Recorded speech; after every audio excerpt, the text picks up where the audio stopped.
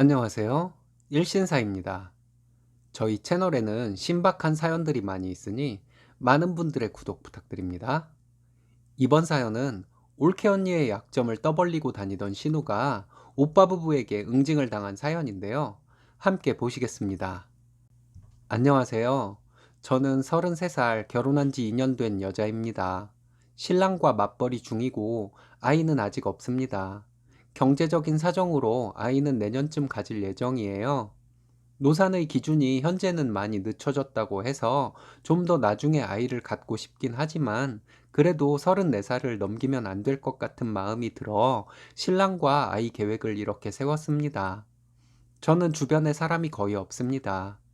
친구도 없고 직장 동료들도 마음을 터놓고 얘기할 벗과 같은 존재가 저에게는 없습니다.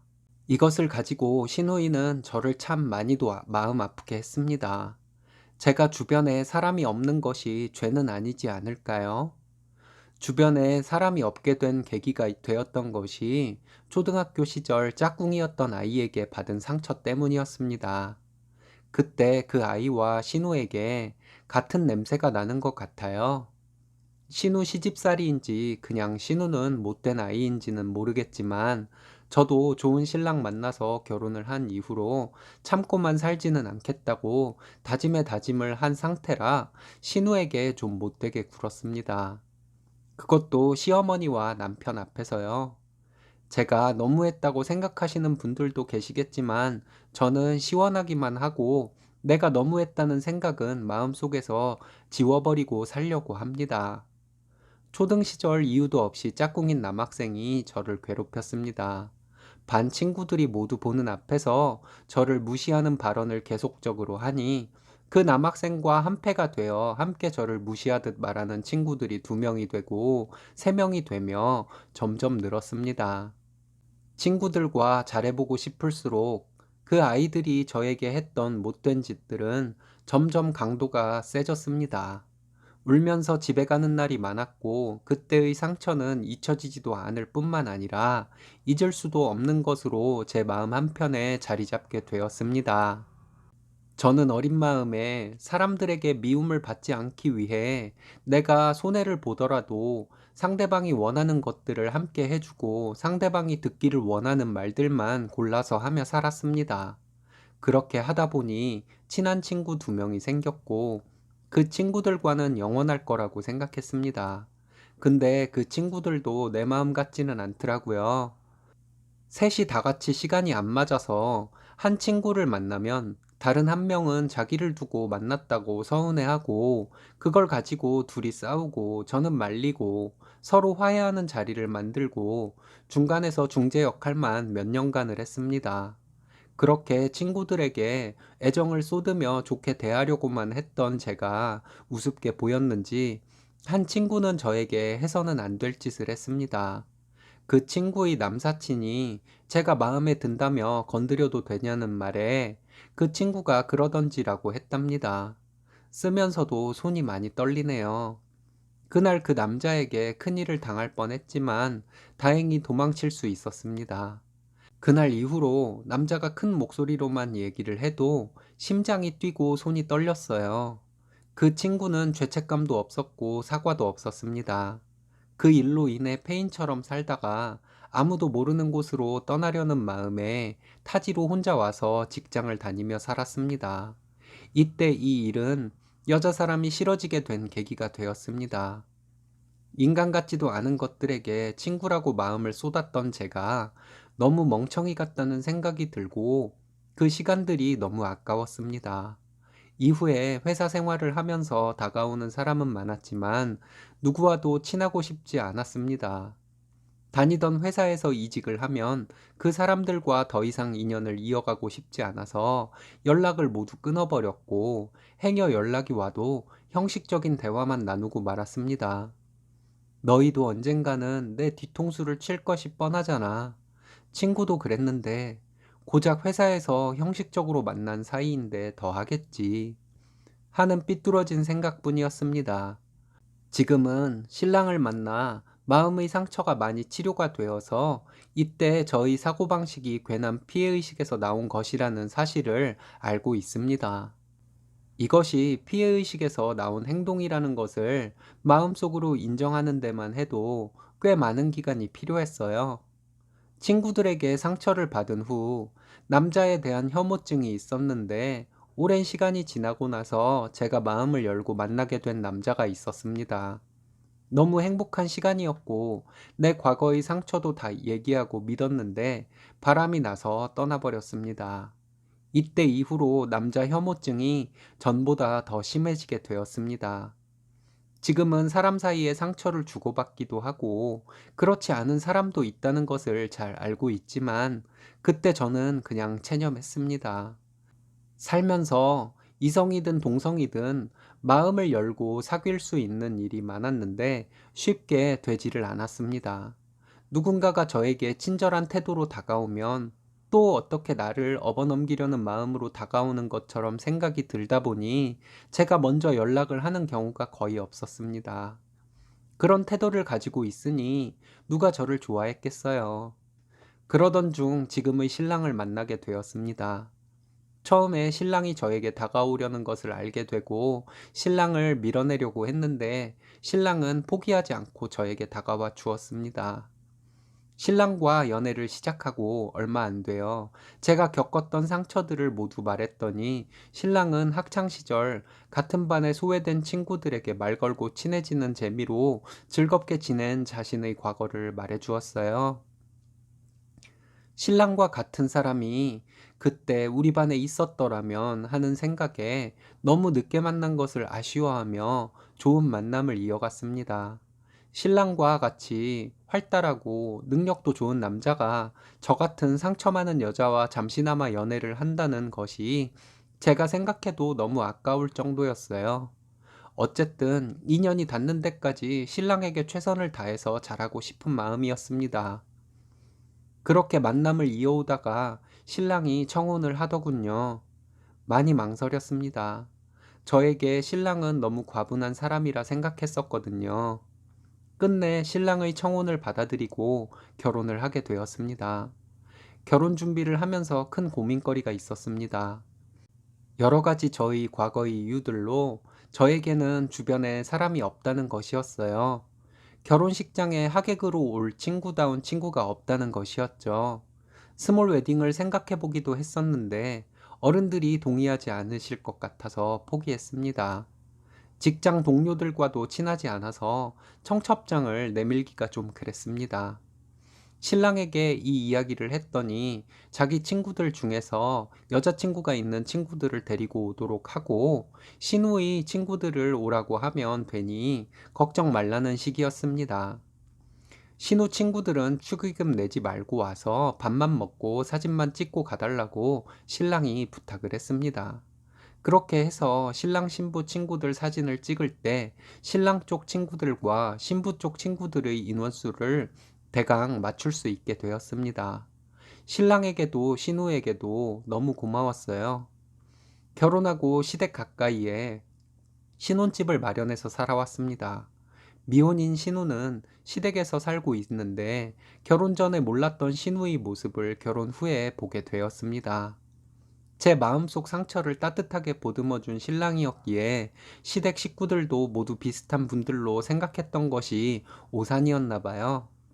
신우는 저보다 몇 살 어린데 결혼한 이후에 저희 신혼집에 와서 저녁을 먹고 가곤 했습니다.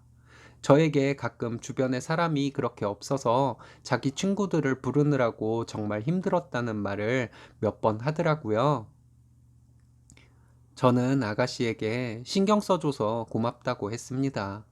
그런데 점점 날이 갈수록 신우가 저를 건드려 본다는 느낌이 들더군요. 언젠가부터 신우는 저에게 어떻게 인생을 살았길래 결혼식에 부를 친구가 없었냐, 인성에 문제가 있는 것은 아니냐, 이런 질문을 하기 시작했습니다. 그럴수록 저는 소극적인 태도로 신우를 대하게 되었어요. 시댁 근처에 살아서 시댁에 거의 주말마다 갔었습니다. 시댁에 갔을 때 한 번은 시어머니도 저에게 어떻게 살아왔길래 결혼식에 하객으로 올 친구가 없었냐는 질문을 하시더라고요. 사실대로 얘기하자면 너무 길고 거짓말로 둘러대고 싶지는 않아서 나중에 말씀드리겠다고 했어요. 그런 일이 몇 번 있고 나서 어머님이 저를 관찰하듯 바라보는 시선이 느껴졌습니다. 제가 당당하게 행동을 하면 되는데 과거의 기억들 때문인지 저는 어머님이 그런 시선으로 저를 바라본다는 것을 느끼게 된 후부터 점점 시부모님과 신우를 소극적으로 대하게 되었습니다. 그리고 어머님이 그렇게 된 것은 신우가 어머님에게 저에 대해 있는 얘기 없는 얘기를 하는 것 때문이라는 촉이 왔습니다. 신랑에게 얘기를 할까 하다가 괜히 신랑과 시댁 식구들이 사이가 안 좋아질 것 같아서 제가 직접 신우에게 제 과거의 이야기들을 모두 했습니다. 그렇게 신우에게 사실대로 얘기한 것이 잘못이었을까요? 신우는 그 이후에 저에게 종종 친구들과 어울리지 못하는 사람은 그 사람에게 문제가 있는 것이라는 뉘앙스의 말을 하더군요. 시어머니도 점점 저를 무시하는 듯한 발언을 하셨습니다. 꼭 저와 둘이 있을 때에만 그러셨어요. 신랑이 듣는 데서는 그런 발언을 하지 않으셨어요. 신우가 저 없는 데서 시어머니께 제 험담을 하고 둘이 저를 관찰하듯이 보면서 제가 저래서 주변에 친구가 없는 거구나 라고 할 수 있을 만한 저의 행동이나 말을 찾는 것 같은 느낌에 정말 견딜 수 없이 힘들었습니다. 제 뒤에서 수군대는 친구가 있다는 것을 저는 견딜 수 없는 사람이 되었나 봐요.